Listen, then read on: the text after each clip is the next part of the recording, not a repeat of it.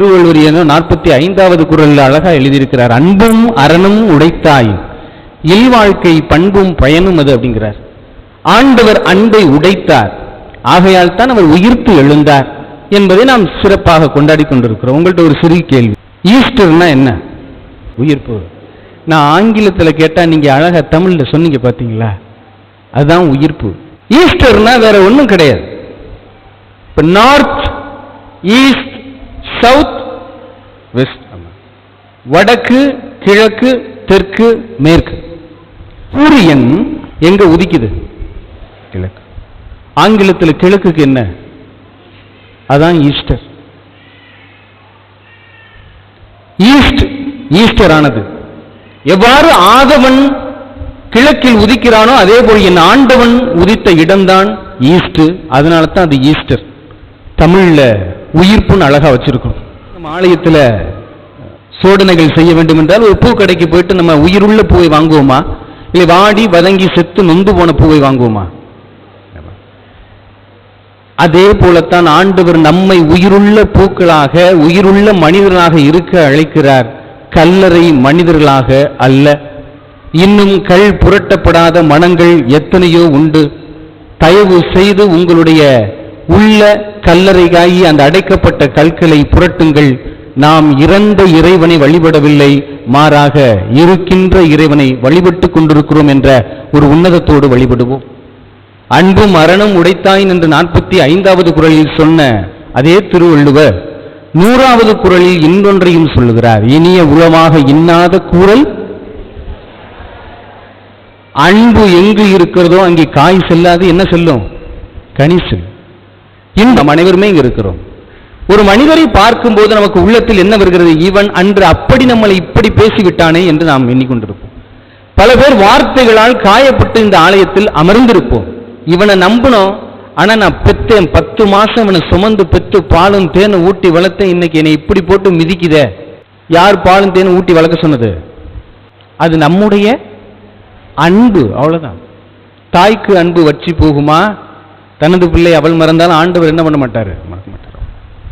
அன்பு அந்த இடத்தில் இருக்குமாயின் காய் உள்ளே செல்லாது, கனி மட்டும்தான் உள்ளே செல்லும். ஆனால் இன்று நாம் காய்களை உள்ளே நுழைத்துவிட்டு கனிகளை தூக்கி எறியக்கூடிய மனிதர்களாக இருக்கிறோம்.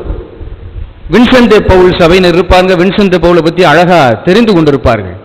அவர் மீது ஒரு திருட்டு பட்டம் கட்டப்படுகிறது. அவரை சிறையில் தள்ளுகிறார்கள். 18 ஆண்டுகள் கழித்து அந்த திருட்டு பட்டம் சூட்டிய நபர் செல்லுகிறார். பவுல், என்னை மன்னிச்சுக்கங்க, நான் உங்க மேல தெரியாம திருட்டு பட்டம் கட்டிட்டேன், என்னை மன்னிச்சுக்கங்க அப்படி சொன்னார். உடனே வின்சென்ட் பவுல் கேட்கிறார், நீங்கள் யார் என்று கேட்டார். நான் தான் உங்களை திருட்டு பட்டம் திருடன் சொல்லி உங்களை ஜெயிலுக்கு அனுப்பியவன் நான் தான் அப்படி சொன்னார். மன்னிக்க, நான் அதை அன்றோடே மறைந்து விட்டேன், நீங்கள் ஏன் இப்பொழுது வந்து ஞாபகப்படுத்திக் கொண்டிருக்கிறீர்கள்? எனக்கு ஞாபகம் இல்லையே என்று சொல்லிவிட்டார். ஆனால் இன்று நாம் பார்ப்பவங்களை, இவன் தாண்டா அன்னைக்கு பேசினவன், இவனை விடக்கூடாதுன்னு கங்கணம் கட்டி கொண்டு இருக்கக்கூடிய மனிதர்களாக நாம் வாழ்ந்து கொண்டிருக்கிறோமா, இல்லை வின்சென்ட் பவுலை போல நாம் வாழ்ந்து கொண்டிருக்கிறோமா என்பதை ஆழமாக சிந்தித்து பார்ப்போம். எனவே நாம் கனியை கொண்டு செல்ல வேண்டுமே ஒழிய காய்களை கொண்டு செல்வது அன்பு அல்ல. அன்பு என்பது கனியை மட்டும் உள்ளே புசிப்பதாக இருக்கும். எனவே அன்பிற்கு இனியவர்களே, நாம் கனியை உள்ளே நுழைத்துகிறோமா, இல்லை காய்களை உள்ளே விட்டு அதை நாம் அழுக வைத்துக் கொண்டிருக்கிறோமா என்பதை ஆழமாக சிந்தித்து பார்க்க வேண்டும். உங்களுக்கு ஒரு சிறிய கதை வடிவின் மூலமாக நான் சொல்லுகிறேன். நான் ஒரு 25 லட்சம் ரூபாய்க்கு தங்க பீரோல் வாங்கியிருக்கிறேன். சும்மா சொன்னேன். உடனே இந்த சாமியார் 25 லட்சம் ரூபாய் வச்சிருக்கிறாருன்னு நினைச்சிட்டு வரக்கூட, ரிப்பன் கட் பண்ணி திறப்பு விழா கொண்டாட உங்களை எல்லாம் அழைக்கிறேன். நீங்களாம் என்ன பண்ணுவீங்க? நான் இன்னொன்னு சொல்லிட்டேன், அந்த பீரோல திறந்தீங்கன்னா உள்ள என்ன இருக்கிறோ அம்பட்டை நீங்க அள்ளிட்டு போங்கன்னு சொல்லிட்டேன். இப்ப என்ன பண்ணுவீங்க? கந்து வெட்டிக்காரன்ட்ட கடனுக்காவது 4 காசு வாங்கி கத்தரிக்கோள் வாங்கிட்டு வருவோம். பீரோல திறந்த உடனேயே உள்ள பார்த்தீங்கன்னா செருப்பு, விளக்கமாறு, கத்தி, கட்டை, ஆட்டுச்சாணம், மாட்டுச்சாணம் எல்லாம் அந்த எந்த பீரோல இருக்கு? தங்க பீரோல இருக்கு. என்ன நினைப்பீங்க? மூசி சாமியாரா இருப்பார் உள்ள கூட தங்கத்துல பீரோல வாங்கி உள்ள வைக்க வேண்டியதை பாரு என்னத்தை வச்சிருக்கிறாருன்னு பார்த்துன்னு சொல்லுவோம். பெற்ற இந்த உடலாகி இந்த பீரோவில், இந்த உள்ளத்தில் ஆண்டவர் வந்து திறந்து பார்க்கும் போது உள்ளே போட்டி, பொறாமை, பேராசை, பிறர் குடும்பத்தை கெடுக்கக்கூடியது, பிறருடைய பெயரை அவப்பெயராக வைக்கக்கூடிய அந்த நிலை, மகிழ்ச்சியே இல்லாத கல்லறை மனிதனாக இருக்கும்போது ஆண்டவர் என்ன செய்வார் என்பதை நாம் ஆழமாக சிந்தித்து பார்க்க கடமைப்பட்டிருக்கிறோம். எனவே சாதாரண அந்த பீரோலுக்கே நாம் கோபம் வருதுகிறதே, நம்முடைய உடலாகி இந்த பீரோவை ஆண்டவர் திறந்து பார்த்தால் உள்ளே இப்படி கேடுகட்ட அழுக்கான அந்த நிகழ்வுகள் இருந்தால் ஆண்டவர் என்ன செய்வார் என்பதை நாம் ஆழமாக சிந்தித்து பார்க்க வேண்டும். அதைத்தான் ஆண்டவர் செய்தார். என் தந்தையின் இல்லத்தை சந்தையாக்காதீர்கள் என சாட்டையை பின்னி அடித்தார். அதேபோல் நம்மையும் அடிப்பாரா என்ன? நாமும் சற்று எச்சரிக்கையா இருக்கக்கூடிய கட்டத்தில் இருக்கிறோம். அன்பு எங்கு இருக்கிறதோ அங்கு வம்பு இருக்காது. நீங்கள் பத்திரிகை அடிக்கிறீர்கள், ஒரு சொந்தக்காரங்க பேரை விட்டுட்டு நீங்க அடிச்சிருங்க, கல்யாணம் நடந்துரும், பார்க்குற நேரம் பூரா திட்டுவான். ஆனா அதே கல்யாணத்தை பத்திரிக்கை அடிச்சுட்டு உங்க நண்பனை பார்த்து வாடா மாப்பிள்ள போய் பத்திரிக்கை கொடுத்துட்டு வருவோம்னு கூப்பிடுங்க, கடைசி மட்டும் உங்க கூட இருப்பான். அவன் அந்த பத்திரிகையில பேர் இருக்கிறவங்களுக்கெல்லாம் முக்கியம் இல்லை, அவன் அந்த நட்பை அன்பை பார்க்கிறான். ஆனால் உறவுகள் தனக்கு முக்கியத்துவம் கொடுக்கிறானா என்பதை பார்ப்பார்கள். எனவே நீங்கள் நல்ல நண்பர்களை கொண்டிருந்தீர்கள் என்றால் வாழ்க்கை சிறப்பாக இருக்கும். தீய நண்பர்களை கொண்டிருந்தீர்கள் என்றால் வாழ்க்கை மோசமாக இருக்கும் என்பதுதான் ஆண்டவர் சொன்னது. நண்பர்களிடத்திலே 1000 குறைகளை பார்ப்பவர்கள் மட்டும் நண்பர்கள் அல்ல, அவருடைய நிறைகளை பார்க்க வேண்டும், குறைகளை சுட்டிக்காட்ட வேண்டும். அதனால தான் எந்த நட்பில் கனியை உண்டுவிட்டு காயை உமிழ்கிறார்களோ அது சிறந்த நட்பாக இருக்கும். நம்ம நல்லா பழகுறோம், ஒருத்தட்ட போய் தம்பி நீ இப்படி பண்ணது தப்புடா மாப்பிள்ள, இப்படி பண்ணாத அப்படின்னு சொல்றோம். அக்கா அப்படி பண்ணீங்க தப்பு, அது பண்ணாதீங்க அப்படி சொல்ற உடனே இவ யாரு என்னைய சொல்றதுக்கு, இவன் யாரு என்னைய சொல்றதுக்கு, இவன் யோக்கியமா இவன் யோக்கியமான்னு கேட்டுட்டாங்க அப்படின்னா ஒண்ணு மட்டும் செஞ்சுருங்க, அந்த இடத்துல ஒரு செகண்ட் நிக்காதீங்க, உறவை துண்டித்து விட்டு கிளம்பிருங்க. இருந்தீங்கன்னா உங்களுடைய நிம்மதி கெட்டு போய்விடும். ஏனென்றால் இன்று மனிதர்கள் எப்படி இருக்கிறார்கள் என்பதையும் சுட்டி காட்டுகிறேன். தான் தவறு செய்யும் போது வக்கீலாக மாறி வாதாடுகிறார்கள், பிறர் தவறு செய்யும் போது நீதிபதியாக மாறி தீர்ப்பிடுகிறார்கள். உங்களுக்கான நட்பு உண்டா? நட்பு என்றுமே ஒப்பிட்டு பார்க்காது, நட்பு என்றுமே ஒருவரை பொறாமைப்படுத்தி பார்க்காது, நட்பு என்றுமே தான் உயர வேண்டும் அவன் கீழே விழ வேண்டும் என்று பார்க்காது. இயேசுவுக்கும் திருமுழுக்கு யோவானுக்கும் இருந்த நட்பை சற்று ஆழமாக சிந்தித்து பார்க்க வேண்டும். திருமுழுக்கு யோவான் அழகாக சொல்லுவார், எனது செல்வம் குறைய வேண்டும், அவரது செல்வம் பெருக வேண்டும். எனது செல்வம் குறைய வேண்டும், இயேசு என் நண்பனுடைய செல்வம் பெருக வேண்டும் என்று சொல்லுவார். அவருடைய மிதியடிவாரை குனிந்து அவிழ்க்க கூட எனக்கு தகுதி இல்லை என்று இயேசு கிறிஸ்துவை பார்த்து சொல்லுவார். 6 மாதத்திற்கு மூத்தவர் திருமுழுக்கு யோவான். ஆனாலும் தன் நண்பன் இயேசுவை ஒருபோதும் விட்டு கொடுக்காமல் அவருக்கான வழியை ஆயத்தம் செய்தவர் திருமுழுக்கு யோவான்.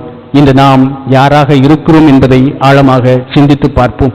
உண்மையிலேயே நம்மிடம் அன்பு இருக்கிறது என்றால் அங்கு எந்த ஒரு பிரச்சனையும் இருக்காது. ஏனென்றால் புனித பவுல் அழகாக சொல்லுவார், அன்பு எவரிடத்தில் இருக்கிறதோ அன்பு பொறுமை உள்ளது, பொறாமைப்படாது, போட்டி போடாது, அது பிறரை இகழ்ச்சிக்கு உள்ளாக்காது. எப்படி சூசையப்பர் அன்னை மரியாளை இகழ்ச்சிக்கு உள்ளாக்க விரும்பாமல் அவள் நன்றாக இருக்க வேண்டும் என்று மறைமுகமாக திட்டம் தீட்டினாரோ விலக்கிவிட, அதுதான் உயர்ந்த அன்பு என்று குறிப்பிடுவார்கள். இன்று நாம் பிறரை காயப்படுத்துவதிலும் நம்மை நியாயப்படுத்துவதிலும் தான் சொற்களை பயன்படுத்துகிறோம் என்றால் நாமும் ஒரு யூதாசுதான் என்பதை மறந்துவிடக் கூடாது என்பது ஆண்டவருடைய செயல்பாடு. எனவே அன்பிற்கினியவளே, நல்ல நண்பர்களை கொண்டிருங்கள், நல்ல நட்புகளோடு பழக்கம் வைத்துக் கொள்ளுங்கள். எதிர்மறையாக பேசுவர்களை தவிர்த்து விடுங்கள், விலகிச் செல்லுங்கள். நான் சொல்வதை சரியா புரிஞ்சுக்கணும். என்ன ஃபாதர், கெட்டது பண்றவங்களை விலக்கிட்டு போக சொல்றீங்க? விலகிச் செல்வது வேறு, விலக்கிவிட்டு செல்வது வேறு. விலகிச் செல்வது என்பது எதிர்மறையாக பேசுவதை பார்த்தீர்கள் என்றால் அவரை நிப்பாட்டுறாங்கன்னா, அக்கா எனக்கு வேலை இருக்கு, அண்ணன் எனக்கு வேலை இருக்கு, நான் வேமா போகணும், வீட்டில் எனக்கு வேலை இருக்குன்னு சொல்லிட்டு விலகிச் செல்வது. விலக்கிச் செல்வது என்றால் உன்னை எனக்கு பிடிக்கல, இனிமே என்கிட்ட பேசாத என்பது விலக்கிச் செல்வது. எனவே ஆண்டவர் நம்மை சொல்வது பாவத்தை விட்டு விலகி இருங்கள் என்று சொல்வதை போல இந்த மாதிரி பாவத்திற்கு நம்மை தூண்டுகிற மனிதர்களை விட்டு விலகி இருப்பது மிகவும் முக்கியம் என்பதை ஆழமாக சிந்தித்து பார்க்க வேண்டும் என் அன்பிற்கு இனியவளே. எனவே ஆண்டவரோடு நட்புறவு கொள்ளுங்கள் என்று ஆண்டவர் சொல்லுகிறார். நான் உங்களை பணியாளர் என்று அழைக்க மாட்டேன், உங்களை நண்பன் என்று அழைப்பேன் என்று சொல்லுகிறார். இறைவனிடம் வேண்டுங்கள், நோன்பிருந்து ஜெபியுங்கள், நான் செய்வதை விட இன்னும் நீங்கள் செய்வீர்கள் என்று வழிகாட்டியவர் தான் நம் ஆண்டவர் இயேசு கிறிஸ்து. நான் செய்யப்போவது என்ன என்பதை உங்களுக்கு காட்டிவிடேன் என்று சொல்லுவதுதான் ஆண்டவர் இயேசு கிறிஸ்து என்பதை ஆழமாக சிந்தித்துக் கொண்டு நாம் சிந்தனையில இருத்தி ஆண்டவரோடு முதலில் நட்பு கொள்வோம், இரண்டாவது நம்மோடு நாமே நட்பு கொள்வோம். அப்பொழுதுதான் நாம் பிறரோடு பேசும்போதும் பழகும் போதும் அந்த நட்பு சிறந்ததாக இருக்கும் என்பதை ஆழமாக சிந்தித்து பார்க்க வேண்டும். நான் ஒரு உணவகத்திற்கு சென்றிருந்தேன். அந்த உணவகத்தில் கை கழுவும் போது அந்த கண்ணாடியில் அழகா எழுதியிருந்தாங்க. என்ன எழுதியிருந்தாங்க அப்படின்னா, உணவு நல்லா இருந்ததென்றால் வெளியில் சொல்லுங்கள், உணவு நல்லா இல்லைன்னா என்னட்ட சொல்லுங்கள் அப்படின்னு சொல்லிட்டு அந்த உணவகத்தினுடைய உரிமையாளர் எழுதியிருந்தார். என்னை மிகவும் கவர்ந்த ஒரு வசனம் அது. அப்ப அவர்கிட்ட கேட்கும்போது அவர் சொல்றாரு, ஆமா ஃபாதர், உணவு நல்லா இல்லைன்னு வெளியில சொல்லிட்டாங்கன்னா வேற யாரும் வரமாட்டாங்க. உணவு நல்லா இல்லைன்னு என்கிட்ட சொன்னாங்கன்னு வச்சுங்களே, நான் அடுத்த முறை சமைக்கும் போது அதை சரி செஞ்சுக்கிறேன் அப்படின்னு சொல்லுவோம். அதே மாதிரிதான் நானும் உங்கள்கிட்ட சொல்றேன். உங்களை தாயாக தகப்பனாக பார்க்கக்கூடிய நான் சொல்றேன், மறையுறை நல்லா இருந்துச்சுன்னா வெளியில போய் சொல்லுங்க, இந்த வார்த்தை எப்படி இருக்கு, இந்த பாருங்க இப்படி பயன்படுத்துங்க என்று கொஞ்சம் நீங்கள் குறைகளை என்னிடம் சுட்டி காட்டினார்களாலே போதும், நான் ஏற்றுக்கொள்ள தயாராக இருப்பேன். ஏனென்றால் நான் வளர விரும்புகிறேன், குறைய விரும்பவில்லை. எனவே அன்பிற்கு நீங்களே, தவறு இருந்தால் என்னிடம் சொல்லுங்கள், சரியாக இருந்தால் பிறரிடம் சொல்லி இறைவனை பகிர்ந்து கொள்ளுங்கள். ஆமென்.